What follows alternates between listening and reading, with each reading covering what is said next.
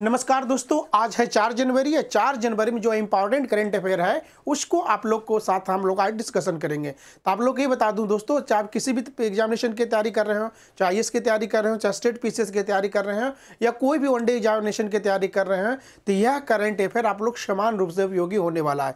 तो चलिए हम लोग बिना फर्दर डिले के साथ आज का जो करंट अफेयर पहला जो क्वेश्चन के साथ आप लोग के साथ हम लोग डिस्कशन करने का प्रयास करते हैं। जो पहला आज का क्वेश्चन हम लोग लिए दोस्तों कि हाल में ही, ठीक है, हाल में ही किस दिवस को लोकपाल दिवस के रूप में मनाए जाने की घोषणा किया गया है। यहाँ क्वेश्चन ये क्या कर रहा है कि लोकपाल दिवस जो मनाने की जो बात कर रहा है, तो कौन सा दिन को जो हम लोग लोकपाल डे के रूप में मनाने की बात कर रहे हैं। तो पहला ऑप्शन जो ए देख लेते हैं हम लोग। पहला क्या कर रहा है, 16 जनवरी को। बी ऑप्शन हो जाता है 18 जनवरी को। सी ऑप्शन हो जाता है 20 जनवरी को एंड डी ऑप्शन हो जाता है आपका 22 जनवरी को। तो ये आप लोग के सामने 4 ऑप्शन है, इसको आप लोग देखिए और आंसर कीजिए, ठीक है। तो इसका सही आंसर दोस्तों हो जाएगा आपको 16 जनवरी को। अब देखिए ये लोकपाल दिवस जो कितना 2025 का है, ये जो पिक्चर आप देख रहे हैं ये अन्ना हजारे जी हैं, ठीक है ना। अब थोड़ा सा हल्का सा आपको ब्रीफ आइडिया दे दूं, जब लोकपाल जब बनने की बात चल रही है तो अन्ना हजारे तथा इनके और सहयोग, जैसे कि आज के जो आम आदमी पार्टी अरविंद केजरीवाल द्वारा जो कहीं न कहीं जो ये आंदोलन चला था, उन्हीं का एक मतलब राजनीतिक पार्टी के रूप में बन गया। ये अपने आप को सेपरेट कर लिए। इनका अन्ना हजारे जी की एक मान था कि एक सशक्त लोकपाल की बात कर रहे थे। तब लोकपाल के थोड़ा सा हम लोग ब्रीफ आइडिया थोड़ा समझते हैं। अब देखिए लोकपाल दिवस बनाने की बात किया जा रहा था दोस्तों, तो कितना 16 जनवरी, ठीक है ना। 16 जनवरी कितना 2025 को कहीं न कहीं ये पहली बार मनाने की बात की जा रही थी दोस्तों। अब थोड़ा सा हम लोग समझने का, जानने का प्रयास करेंगे कि ये जो लोकपाल दिवस के रूप में एक समारोह के रूप में मनाया जा गया था। क्या समारोह के रूप में मनाया जाता था। क्यों? क्योंकि ये समारोह का मेन उद्देश्य, चूंकि अभी जो 11वीं जो क्या हो गया वर्षगांठ के रूप में, ठीक है ना, वर्षगांठ के रूप में इसको मनाने का प्रयास किया था। कितना 2025 में, ठीक है। तो इस बात को आप लोग ध्यान रखिएगा। अब इसमें एक प्रश्न होता है कि लोकपाल है क्या, आखिर कौन से ऐसी परिस्थितियां बन गई जो कि लोकपाल के लेकर इतना आंदोलन चला और कांग्रेस की सरकार चली गई। तो देखो दोस्तों, आपको थोड़ा सा बता देता हूं लोकपाल के बारे में कि चूंकि ये लोकपाल क्या था कि जो भी सरकारी कर्मचारी है, कौन सा, जो सार्वजनिक पदाधिकारी, बोल लीजिए सार्वजनिक पदाधिकारी, कौन सा, जो सार्वजनिक पदाधिकारी जो हैं उनके जो कार्यों को, ठीक है ना, वो जो कार्य कर रहे हैं, ठीक है ना, जो कार्य कर रहे हैं, किसी प्रकार जो सरकार में किसी प्रकार के भ्रष्टाचार में लिप्त नहीं है, उनको भ्रष्टाचार को समाप्त करने के लिए, भ्रष्टाचार में जो लिप्त है उनको कार्रवाई करने के लिए एक सशक्त लोकपाल की मांग की गई थी, ठीक है। तो इसलिए लोकपाल, अब इसकी अधिसूचना कब की गई दोस्तों, कि थोड़ा सा हम इसको रबर कर देते हैं, लिख लिए होंगे। तो ये देखिए, अब इसमें क्या हुआ था, लोकपाल क्या था, लोकपाल थोड़ा समझिएगा, लोकपाल और लोकायुक्त, कौन सा, लोकायुक्त जो एक अधिनियम बना था, ठीक है। लोकपाल और लोका एक अधिनियम बना था। ये अधिनियम बात के मतलब कब बना था दोस्तों, ये अधिनियम बना था आपका लगभग 2014 में। अब ये अधिनियम 2014 में बना था। तो इस 14 में अधिनियम बनने का मेन संभावना क्या था कि जो भी सार्वजनिक पद पे जो ऐसे पदाधिकारी जो जिसके खिलाफ भ्रष्टाचार का मामला है, उनको देखने के लिए कहीं न कहीं बनाया गया था। तो इसकी अधिसूचना कितना बार 16 जनवरी को किया गया था। तो इसको देखते हुए क्या किया गया था, लोकपाल जो डे के रूप में मनाने की बात कब की जा रही थी, 16 जनवरी हम लोग लोकपाल डे की मनाने की बात कर रहे थे, ठीक है ना। उसके बाद अगला क्वेश्चन देख लेते हैं। तो निम्नलिखित में किस खिलाड़ी को मेजर ध्यानचंद खेल रत्न पुरस्कार दिया गया, ठीक है ना। तो मेजर ध्यानचंद खेल रत्न पुरस्कार निम्नलिखित में किस खिलाड़ी को नहीं दिया गया, किसको क्या किया, यहाँ ध्यान रखिएगा, नहीं दिया गया। तो पहला है मनु भाकर, हरमनप्रीत सिंह, डी मुकेश और नीरज चोपड़ा। इस चारों में कौन सा ऑप्शन सही है, तो इसका सही ऑप्शन हो जाएगा आपको नीरज चोपड़ा को कहीं न कहीं क्या हो जाएगा, मेजर ध्यानचंद खेल रत्न पुरस्कार इनको नहीं दिया गया था। क्योंकि ये जो अनाउंसमेंट की गई थी, ठीक है ना, ये किया गया था 2024 में, ठीक है ना, कि कौन कौन से खिलाड़ी को मेजर ध्यानचंद खेल रत्न पुरस्कार दिया जाएगा। इससे पहले मेजर ध्यानचंद खेल रत्न से पहले थोड़ा सा हम लोग को हल्का सा इस खेल के बारे में समझने जानने का प्रयास करते हैं। जो आज आप देख रहे हैं मेजर ध्यानचंद खेल रत्न अवार्ड देख रहे हैं, ये पहले था राजीव गांधी। क्या था? राजीव गांधी खेल रत्न अवार्ड पहले इसका नाम था, ठीक है ना। अब उसको बाद में क्या किया, इनका चेंज कर दिया मेजर ध्यानचंद। अब मेजर ध्यानचंद कौन थे? एक हॉकी प्लेयर थे, ठीक है ना। इन्होंने कहीं न कहीं गोल्ड मेडलिस्ट तीनों फॉर्मेट में लाया था। इनके नाम पे कहीं न कहीं राजीव गांधी का चेंज करके क्या कर दिया गया, आपको मेजर ध्यानचंद खेल रत्न के नाम से कर दिया गया था। अब इसमें जो 2024 में जो पुरस्कार दिया गया था, इनमें 4 लोगों का नाम लिस्ट में आया था। तो पहला कौन कौन सा नाम था? पहला था आपका मनु भाकर जी होते थे। कौन था? मनु भाकर पहला नाम हो गया।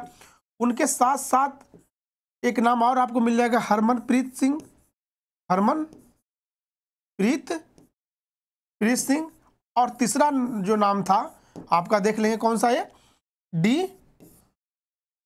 डी गुकेश, जो कि इनको आपको देखना पड़ेगा, जो कहीं न कहीं इनको खेल रत्न अवार्ड से कहीं न कहीं जब एग्जामिनेशन में कहीं न कहीं पूछा जाएगा तो आपको ये चीज़ देखना पड़ेगा। उसके बाद देखिए इसमें एक क्वेश्चन और आ जाता है, जो खेल रत्न अवार्ड जो आपका दिया जाता है, मेजर खेल रत्न अवार्ड किया जाता है, किस मंत्रालय से दिया जाता है?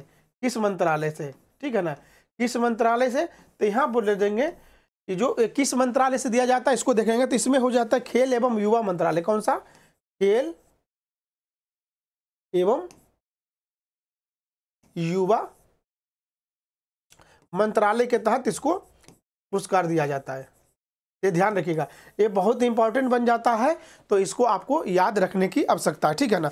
उसके साथ साथ बात के मतलब इसमें दिया जाता है कि जो खेल किन किन एरिया में दिया गया है, तो उनको देखना है मनु भाकर को किस में दिया गया था और हरप्रीत किन को दिया गया था। इसको आप लोग क्या करेंगे, कमेंट में आप लोग बताएंगे। मनु भाकर को किस खेल में दिया गया था, हरमनप्रीत सिंह को किन खेल में दिया गया था, डी गुकेश को किस खेल में दिया गया था, इनको आप लोग को बताना है, ठीक है ना। चलिए अगला प्रश्न देख लेते हैं। अगला प्रश्न है दोस्तों, हाल में ही किस देश ने, ठीक है, हाल में किस देश में क्या है पर्यटन टैक्स, मतलब क्या हुआ, न्यू टूरिस्ट टैक्स की बात की गई है, ठीक है ना। अब टैक्स के लेकर तो ऐसे ही बात की भारत में विवाद बना हुआ है, ठीक है ना। उसमें भी आप देखेंगे वर्ल्ड के कौन सा ऐसा देश है जहां बात के मतलब जो टूरिस्ट जा रहे हैं उसको उन पे टैक्स लगाने की, न्यू टैक्स लगाने की बात की जा रही है। तो ऑप्शन आपका हो जाएगा, ए हो जाएगा आपका रूस हो गया, ठीक है, बी हो गया जापान, सी हो गया अमेरिका एंड डी हो गया भारत। इसमें कौन सा बात के मतलब देश है जिनमें न्यू टूरिस्ट टैक्स की बात की गई थी? जिसका सही आपका आंसर हो जाएगा कौन सा, रूस। अब ध्यान रखिएगा, रूस एक पहले ऐसे देश है दोस्तों जहां क्या किया गया है कि जो भी टूरिस्ट आदि आप जाते हो वहां आपको टूरिस्ट टैक्स आपको देना पड़ेगा। टूरिस्ट टैक्स देना पड़ेगा, ठीक है ना। अब इस स्लाइड में क्या क्या रखा गया है कि जो इंप्लीमेंट होगा जो 1 जनवरी, कौन सा, 1 जनवरी 2025 से इसका इम्प्लीमेंटेशन है। यदि आप रूस में किसी भी शहर में जाते हैं, किसी जगह जाते हैं तो आपको टैक्स देना पड़ेगा। पहला जो 2025 का जो स्लैब होगा वो लगभग आपको 1% देना पड़ेगा। कितना? 1%, ठीक है। यदि उसके बाद यदि जाते हो 2023 से लेके 27 तक, ठीक है, 23 से लेकर 27 तक, उसमें आपको देना पड़ेगा लगभग आपको 3%। कितना देना पड़ेगा आपको? 3%, ठीक है, 3%।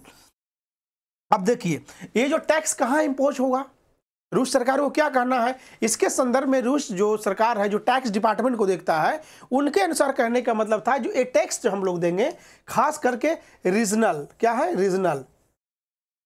रीजनल इंफ्रास्ट्रक्चर को क्या करना है, बढ़ाने के लिए। खास करके आपका जो आप जहां रह रहे हैं आवास स्थल पे, जिस जहां रहेंगे वहां के लिए, होटल के लिए, ठीक है ना, जिस जगह रुकेंगे, प्लस अन्य क्षेत्रों पे आपको इस प्रकार का टैक्स वहां देखने को मिलेगा। तो यहाँ इंपॉर्टेंट इतना बस एक ब्रीफ आइडिया दे दिया हूं, मगर आपको बस क्वेश्चन पूछेगा कि जो आपको नया पर्यटन टैक्स जो लगाने की बात किया गया है विश्व के कौन सा ऐसा देश है, तो आपको रसिया मारना पड़ेगा, ठीक है। कौन सा मारना पड़ेगा? तो रसिया। ये न्यूज था दोस्तों जो आपको देखना है, ठीक है। उसके बाद हम लोग आगे चलते हैं। अगला है कि हाल में ही, ठीक है ना, किसने भारतीय वायुसेना के, ठीक है ना, इंडियन एयरफोर्स के पश्चिमी कमान, ध्यान रखिएगा, यहाँ रखिएगा, पश्चिमी कमान का जिम्मा सौंपा है, ठीक है। मतलब भारत सरकार द्वारा पश्चिमी कमान को भारतीय वायुसेना का जिम्मा किनको सौंपा गया, ठीक है। तो आपका पहला ऑप्शन हो जाता है कौन सा, एयर मार्शल जितेंद्र मिश्रा, ठीक है। बी ऑप्शन हो जाएगा आपका air marshal Deepak Singh, air marshal Naveen Bhatnagar and air marshal Lakhan Singh. तो ये 4 ऑप्शन है किनको बनाया गया था। तो ये इनको जितेंद्र मिश्रा को कहीं न कहीं पहली बार एयर मार्शल जितेंद्र मिश्रा को इनको कमान सौंपी गई, किसका, भारतीय वायुसेना के पश्चिमी कमान के जिम्मा इनको सौंपी गई, ठीक है। उसके बाद हम लोग आगे चलते हैं, इसमें कुछ ज़्यादा बताने का नहीं था इसलिए हम लोग इसको स्किप किए। अब उसके बाद कह रहा है कि हाल में ही केंद्र सरकार द्वारा किसानों को, किसको, किसानों को जीविका सुधार करने के लिए, ठीक है ना, जीविका लाइवलीहुड सुधार करने के लिए कितनी योजनाओं को मंजूरी दी गई है। कह रहा है कि किसान का जो स्थिति है उसको एक बेहतर बनाने के लिए, एक सही दिशा देने के लिए कौन सी योजना, जो जीविका उनको सुधारने के लिए कितनी प्रकार की योजनाओं को भारत सरकार द्वारा मंजूरी दिया गया। तो हम लोग ऑप्शन देख लेते हैं। पहला हो गया ए 5, दूसरा हो गया 7, तीसरा हो गया 9 एंड चौथा इसको डी बोलेंगे 11, ठीक है ना। तो कौन सा ऑप्शन इसका सही हो जाएगा, तो इसका ऑप्शन हो जाएगा बी, यानी भारत सरकार द्वारा रिसेंटली में किसानों को जीविका को बेहतर करने के लिए 7 योजनाओं को कहीं न कहीं अप्रूवल मिला है, ठीक है ना। अब 7 योजनाओं क्यों दिया गया है, अब क्या क्या दिया गया इसको थोड़ा सा समझते हैं। अब देखिए भारत सरकार द्वारा क्या किया गया, भारत सरकार द्वारा, ठीक है ना, भारत सरकार द्वारा देखिए खास करके एग्री सेक्टर में, ठीक है ना, किसमें, एग्री सेक्टर में, कि किसानों को, किसका, किसानों का जीवन कैसे बेहतर हो, ठीक है ना, किसानों को, ठीक है, जीवन किस तरह से बेहतर हो, इसके लिए भारत सरकार द्वारा समय समय पे विभिन्न प्रकार के योजनाओं का क्रियान्वयन किया जाता है, योजनाएं चलाया जाता है। उसमें खास करके जो कृषि से संबंधित क्षेत्र है, किससे, कृषि से संबंधित क्षेत्र है, किससे, कृषि से जो संबंधित क्षेत्र है उसमें सुधार की बात की गई है। अब कृषि संबंधित क्षेत्र कौन कौन सा हो सकता है, तो कृषि से संबंधित क्षेत्र की बात करेंगे दोस्तों, तो कौन कौन सा हो जाता है, किसानों का जो किसी प्रकार का रजिस्ट्री हो गया, ठीक है ना, किसानों को क्या होगा, रजिस्ट्री, ठीक है ना, रजिस्ट्री हो गया। और एक समान बात के मतलब लोगों का बाजार का डाटाबेस तैयार करना, बाजार का डाटाबेस समझा रहा हूं मैं आपको, बाजार का डाटा बेस तैयार करना।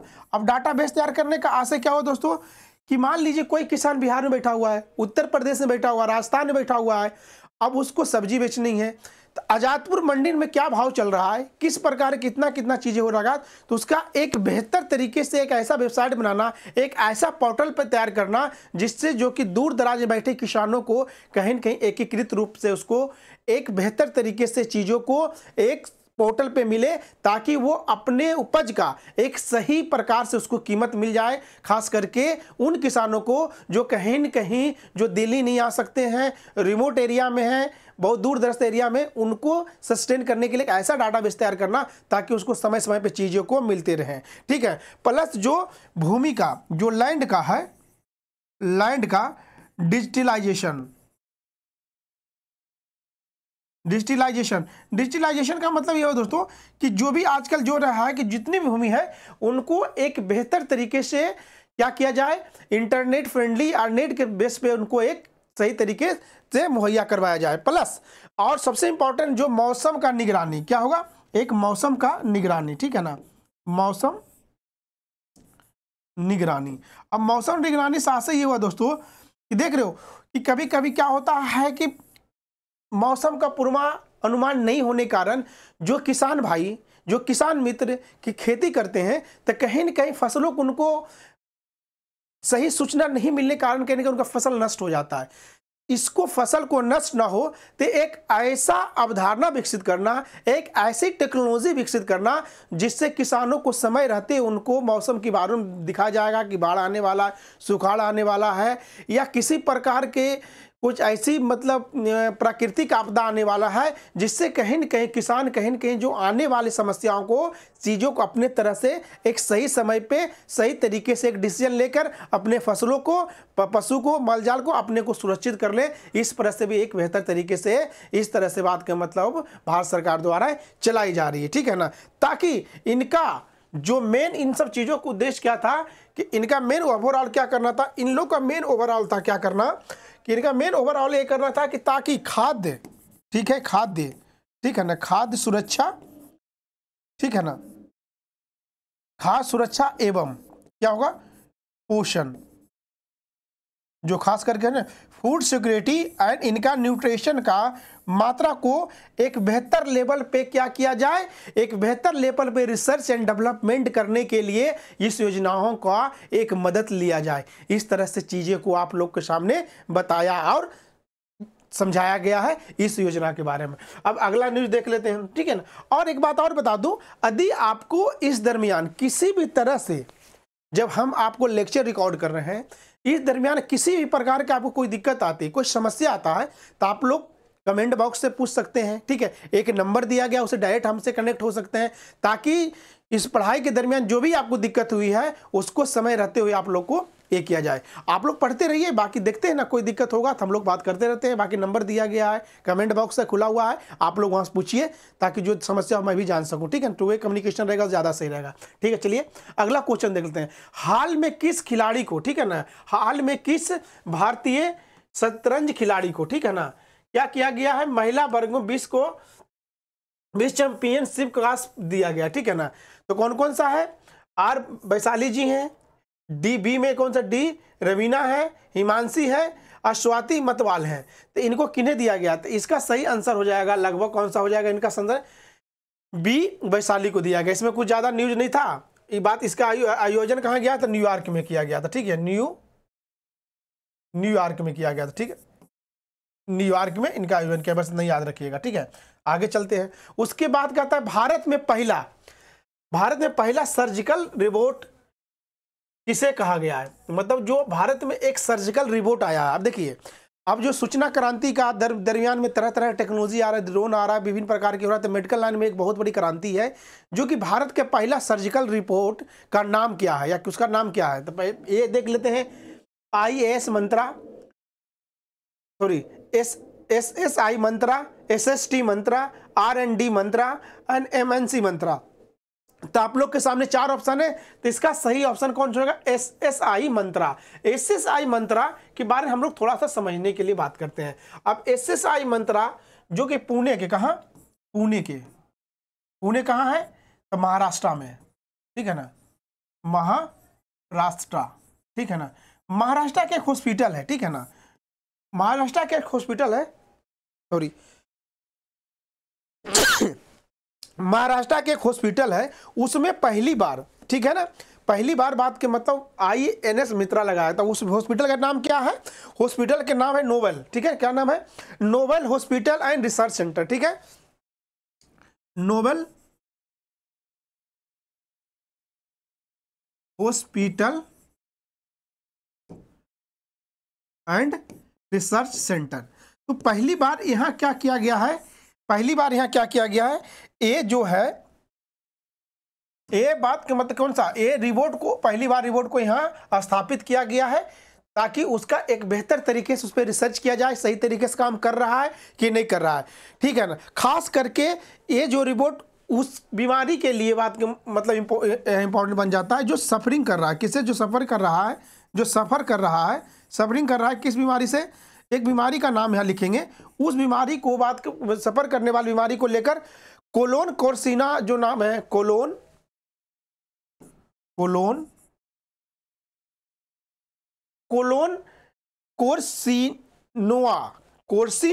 कार्सिनोवा, ठीक है ना, कोर्सिनिवा या कार्सिनोवा, ठीक है ना, एक बीमारी है, उसको सर्जरी करने के लिए, उसको इलाज करने के लिए इस ड्रोन को एक इम्प्लीमेंट और रिसर्च इस पर काम चल रही है। तो ये आपका न्यूज था, ठीक है। उसके बाद आगे चलते हैं हम लोग। उसके बाद कहता है एक विश्व ब्रेल दिवस कब मनाया जाता है, ब्रेल दिवस कब मनाया जाता है, तो 1 जनवरी, 2 जनवरी, 3 जनवरी या 4 जनवरी। ठीक है, तो कौन सा जनवरी को मनाया जाता है? तो ये 4 जनवरी को विश्व ब्रेल दिवस मनाया जाता है। अब इसमें ब्रेल है क्या? तो ब्रेल एक प्रकार का बात के मतलब स्लाइटली जो ब्लाइंड है, पार्शियली जो बात के हम बोल सकते हैं ब्लाइंड एंड पार्शियली जो स्लाइटली जो दिव्यांग जंग है, ब्लाइंड जंग है, उनके लिए क्या किया जाता है? 6 डॉट वाली, कितना?